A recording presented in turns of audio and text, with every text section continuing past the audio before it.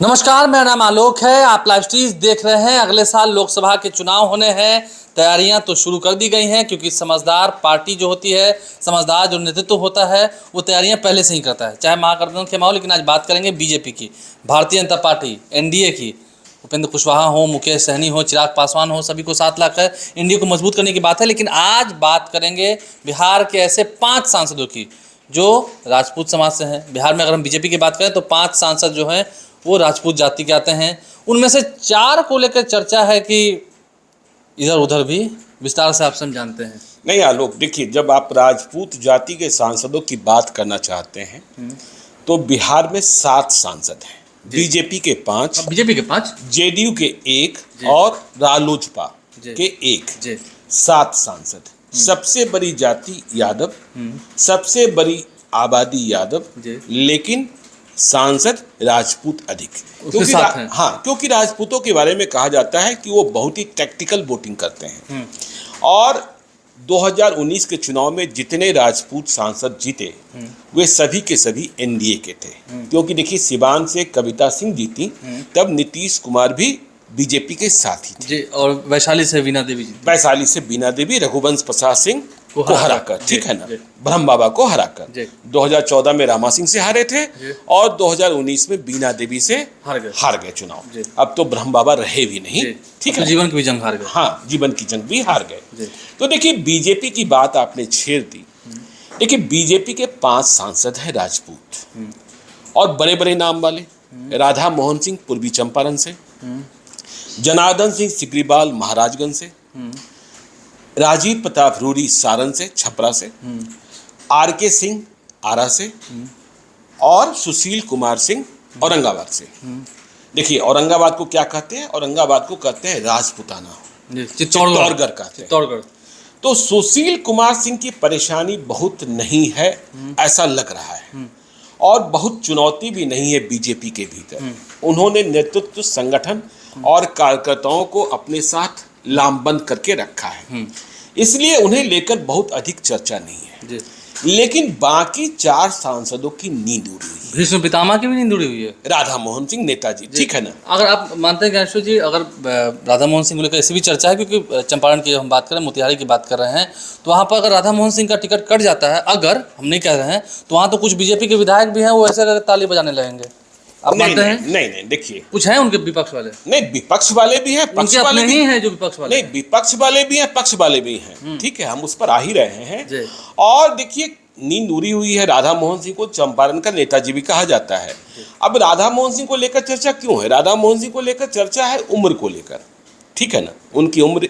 लेकिन आप यह भी याद रखिए, उत्तर प्रदेश के वे प्रभारी भी हैं, ठीक है, योगी आदित्यनाथ से काफी करीबी भी हैं।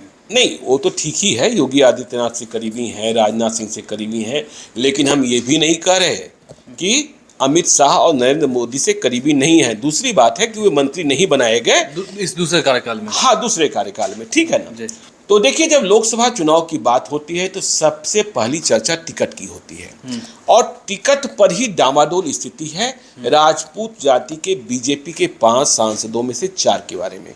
किन्हें टिकट मिलेगा, किन्हें टिकट नहीं मिलेगा, इसे लेकर काफी संशय है। राधा मोहन सिंह की बात हमने कही उम्र के कारण।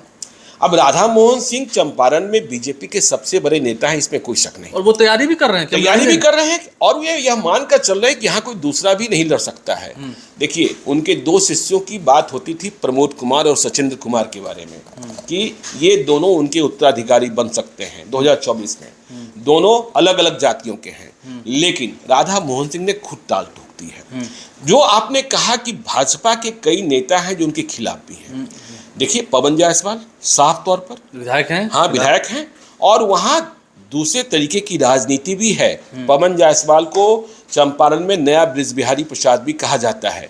आपने देखा एमएलसी का चुनाव, आपने देखा महापौर का चुनाव, कैसे बीजेपी के भीतर ही घमासान हुआ। और बीजेपी एक ऐसी पार्टी है जो हर चुनाव को बहुत करीब से देखती है, उनके नतीजों का विश्लेषण करती है। महागठबंधन में मान लिया ऐसा समझा जाता है, ये हो गया होगा। लेकिन बीजेपी में यह समझा जाता है कि ये क्यों हुआ। तो राधा मोहन सिंह को लेकर यह चर्चा, राधा मोहन सिंह टिकट लेकर आते हैं तो फिर वहां की क्या सियासत होगी। अब देखिए, राधा मोहन सिंह के साथ जब हम पूर्वी चंपारण की चर्चा करते हैं तो शिवहर की चर्चा हो जाती है, रमा देवी की भी उम्र हो गई है। और शिवहर से जितने उम्मीदवार हमें बीजेपी से दिख रहे हैं, संभावित उम्मीदवार, वे सभी के सभी राजपूत ही दिख रहे हैं। एक सुनील कुमार पिंटू की चर्चा छोड़ दें, जिनके बारे में कहा जाता है कि सीतामढ़ी से जेडीयू के सांसद है, लेकिन उनका पुराना घर बीजेपी है और वे शिवहर यदि अमित शाह कह दे तो जा सकते हैं, ठीक है ना। तो ये राधा मोहन सिंह की बात हुई। अब देखिए, जनार्दन सिंह सिग्रीवाल महाराजगंज से इनके लिए कड़ी परीक्षा है, क्योंकि बीजेपी ने कई मौके दिए, कई मौकों पर इनकी बात मानी गई, लेकिन वहां सफलता नहीं मिली है। आपको याद होगा, त्रिस्तरीय पंचायत प्राधिकार के चुनाव में सच्चिदानंद राय साफ साफ आरोप लगाते हैं कि जनार्दन सिंह सिग्रीवाल के कारण मेरा टिकट काटा गया। लेकिन टिकट तो काट दिया गया, सिग्रीवाल के सामने चुनौती थी, सिग्रीवाल के पास जिम्मेवारी थी कि बीजेपी को जीत दिलाते, लेकिन बीजेपी कहां लटक गई। सच्चिदानंद राय ही जीते, बीजेपी को अपमानित होना पड़ा। अभी हाल ही में देखा आपने स्नातक शिक्षक में, नहीं, स्नातक में भी देखा और शिक्षक में भी देखा। स्नातक में महाचंद्र प्रसाद सिंह को उम्मीदवार बनाया गया था, किस तरीके से हार हो गई।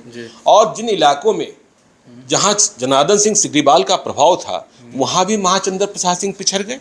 ठीक इसी प्रकार से आपने देखा, शिक्षक का जो उपचुनाव हुआ, आफाक आलम चुनाव जीत गए, जनसुराज। तो जनसुराज ने वहां से इलेक्टोरल प्रोसेस में एंट्री की, ठीक है, अभी पार्टी नहीं बनी है।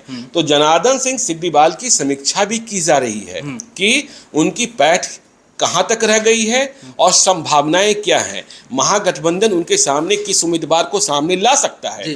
और सच्चिदानंद राय तो टाल ठोक कर बैठे हैं कि हमें किसी भी कीमत पर जनार्दन सिंह सिग्रीवाल को महाराजगंज से पैदल कर देना है, सांसद नहीं बनने देना है, सांसद नहीं बनने देना। उसी के बगल में आते हैं, हाँ, सारण आते हैं। देखिए, सारण में राजीव प्रताप रूढ़ी, देखिए बड़े चेहरे हैं, केंद्रीय मंत्री भी रहे, केंद्र में मंत्री भी रहे, हटाए भी गए, इस्तीफा लिया गया। तो देखिए, राजीव प्रताप रूढ़ी, आप सारण की सीट को जानते हैं, लालू परिवार की सीट है, ठीक है, और लालू परिवार का ही कोई ना कोई, कभी लालू यादव लड़े, लालू यादव को कभी नहीं हरा पाए राजीव प्रताप रूढ़ी, राबड़ी देवी हार गई, लालू यादव के समधी रहे चंद्रिका राय लड़े, हार गए।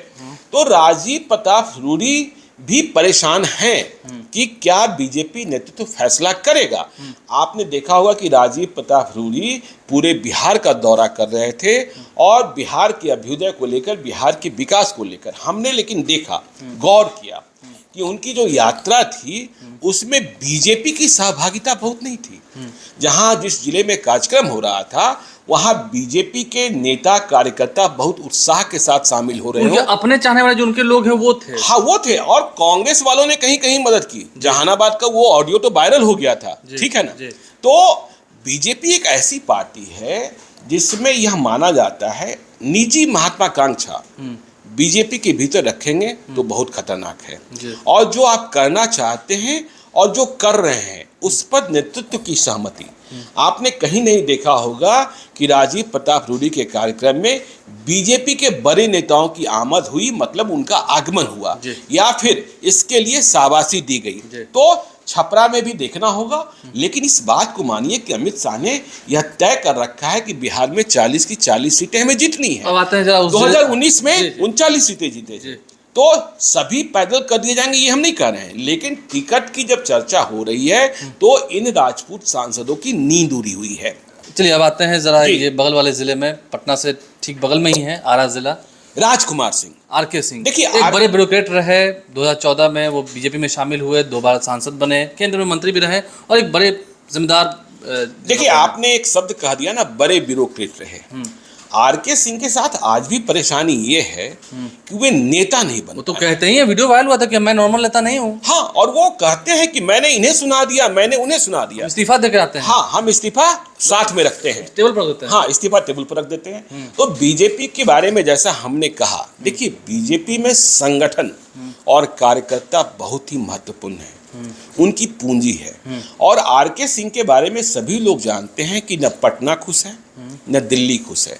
दिल्ली में था पिछले दिनों, दिल्ली में यह चर्चा साफ तौर पर थी कि वो दूसरे नंबर का जो पावर हाउस है वहां से उनकी पटरी नहीं बैठ रही है, बिल्कुल अनबन हुई है। देखिए, जेड कैटेगरी की सुरक्षा मिल जाना ये दूसरी बात है, वो तो थ्रेट होता है। तो और आप देख ही रहे हैं कि आरा में कई तरीके के प्रयोग हो रहे हैं। मुझे बीजेपी के एक संभावित दल ने, जिन्हें एनडीए में शामिल होना है, एनडीए के साथ जाना है, उन्होंने बताया कि उनसे कहा गया कि आरा सीट आप हमसे ले लीजिए, उम्मीदवार भी कहेंगे तो दे देंगे, आपके मन का ही उम्मीदवार होगा।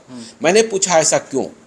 तो बीजेपी को ये लगता है कि यदि सीट हम अपने किसी सहयोगी दल को दे देंगे तो टिकट से वंचित करने में आसानी हो जाएगी। लेकिन जैसा हमने कहा, पटना नाराज है, दिल्ली नाराज है, आरा के नेताजी भी नाराज हैं, और आरा में प्रयोग भी बहुत चल रहे हैं। आरा में आपने देखा कि मीना सिंह, जेडीयू की एक महत्वपूर्ण शख्सियत को लाया गया। आरा से वो पहले सांसद रही हैं, 2009 में सांसद थी, उसके पहले विक्रमगंज से सांसद थी। फिर आप देख रहे हैं पवन सिंह, वो भी कह रहे हैं कि मैं जनसेवा को तैयार हूं। हाँ, अब पवन सिंह देखिए, अब फिल्मों वाले हैं, उनके खिलाफ महिलाओं का जो मामला है वह भी एक गंभीर मसला है, ठीक है ना।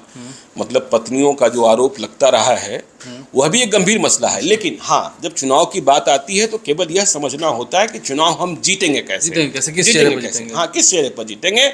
और जब कोई स्टार आता है तो दूसरी बात हो जाती है। लेकिन आरा भी एक चित्तौड़गढ़ है, तो देखिए, लेकिन जब आप आरा में लोगों से बात करेंगे तो उनका मिजाज दूसरा होगा। लेकिन बीजेपी मानती है उम्मीदवार कोई भी हो, जीतता हमारा झंडा है, जीतता हमारा कमल है, और जीत के जो मुख्य ध्वजवाहक होते हैं वे नरेंद्र मोदी होते हैं। इसलिए उम्मीदवार महत्वपूर्ण नहीं होता है। देखिए, हमारी रिपोर्टर समरीन अभी कई लोकसभा क्षेत्रों में गई हैं और हम पब्लिक ओपिनियन लगातार देख रहे हैं। उम्मीदवारों के प्रति गुस्सा दिखता है, लेकिन नेता के प्रति गुस्सा नहीं दिखता है। बात जब नरेंद्र मोदी पर आती है तो स्वर बदल जाते हैं, सुर बदल जाते हैं। पशुपति पास के खिलाफ कैसे लोगों ने कहा जी, हाजीपुर के लोगों का गुस्सा फूट पड़ा, उन्हें कहा कौन है हम जानते ही नहीं है। नहीं, हाजीपुर में पशुपति पारस, अब देखिए, इस पर तो हम पहले ही कह चुके हैं, टूरिस्ट टाइप नहीं, हम पहले ही कह चुके हैं कि चाचा भतीजा में ऐसी लड़ाई छिड़ गई है जिसमें एक का राजनीतिक बद तो हो जाना है। और चिराग पासवान किसी भी कीमत पर हाजीपुर लड़ना चाहते हैं, और हाजीपुर लड़ने के लिए वो कोई भी कुर्बानी देने को तैयार हैं, ठीक है ना। आपको हमने बताया ही था कि तेजस्वी यादव से भी बातचीत होती है। तो बीजेपी के जो 5 राजपूत सांसद हैं, जिनके बारे में चर्चा भी हमने की इस वीडियो में, हाँ, जिसमें अब देखिए, ऐसे कई क्षेत्र हैं जहां राजपूत नए उम्मीदवार उतारे जा सकते हैं। लेकिन ऐसा तो होगा नहीं कि 7 से ज्यादा उम्मीदवार राजपूत जाति के लिए किनका आप टिकट काटेंगे। देखिए, कुशवाहा का समायोजन भी करना है, अब आपको यादवों पर भी दाव लगाना है, अति पिछड़ी जातियों पर भी दाव लगाना है, जो 2019 में नीतीश कुमार के जिम्मे था, जेडीयू के जिम्मे था। तो इन परिस्थितियों को अब देखिए, सिवान वाली कविता सिंह, उनके पति अजय सिंह, उनको लेकर कई तरीके की चर्चाएं हैं, क्योंकि वे जय श्री राम वाले हैं। मैं ये नहीं कह रहा कि वे बीजेपी की ओर जा रहे हैं, लेकिन हाँ, वे गिरुआ वस्त्रधारी तो हैं, ठीक है ना, गिरुआ प्रेमी हैं, भगवा प्रेमी हैं, इसमें कहाँ शक है। तो देखना होगा अब आने वाले समय में, अगर हम राजपूत जाति की बात कर रहे हैं, राजपूत जाति की जो बहुल सीटें हैं उसकी बात कर रहे हैं, उनके उम्मीदवारों की बात कर रहे हैं जो भी जीते हुए हैं, क्या वो दोबारा उसी पार्टी से, यानी कि कमल छाप से, बीजेपी से वह उम्मीदवार बनाए जाते हैं? कईयों का टिकट कटना है, इसमें तो कोई दो शंका नहीं है। नहीं, देखिए, कई लोगों के बारे में चर्चा है, टिकट कटेंगे नहीं कटेंगे, कई लोगों की फाइलें तैयार की जा रही है। जैसे हमें पिछले दिनों दिल्ली में ही किसी ने दिखाया कि पवन सिंह के खिलाफ आरोपों की गठरी कितनी बड़ी है, कोई 200 पन्नों की, जिसमें कई FIR, जिसमें कई पुलिस की रिपोर्ट्स, पत्नियों के बयान। वो भी तो तैयारी कर रहे हैं कि विपक्ष हमें कहाँ से घेरेगा। हाँ, विपक्ष हमें कहाँ से घेरेगा, तो विपक्ष भी तैयारी कर रहा है। हाँ, तो ये तमाम चीजें चल रही हैं। देखना यह है कि आने वाले समय में फैसला बीजेपी क्या लेती है, क्योंकि बीजेपी काफ़ी खोजबीन कर, काफ़ी तैयारी के साथ, काफ़ी कागज़ों के साथ मजबूत होकर ही उम्मीदवारों का ऐलान करती है, ये बात तो तय रही है। लेकिन कई अनुभवी नेताओं को क्या झटका लगेगा, इस बात पर संशय बरकरार है। हमारे चैनल को सब्सक्राइब कर लें, साथ साथ फेसबुक पेज भी लाइक करें, इसके अलावा ट्विटर हैंडल पर लाइव को फॉलो करें। धन्यवाद।